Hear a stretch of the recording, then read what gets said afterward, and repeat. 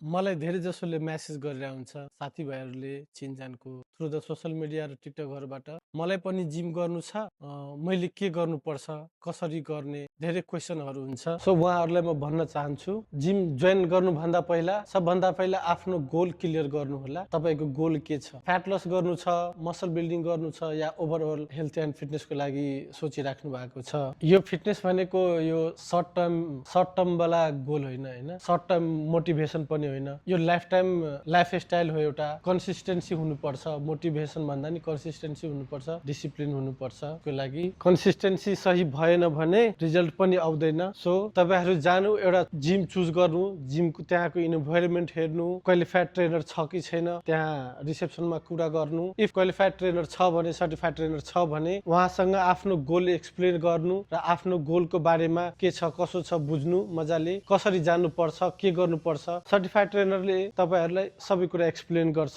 त्यो हिसाबले आफ्नो वर्कआउटको जर्नी स्टार्ट गर्नु, आफ्नो फिटनेसको जर्नी स्टार्ट गर्नु।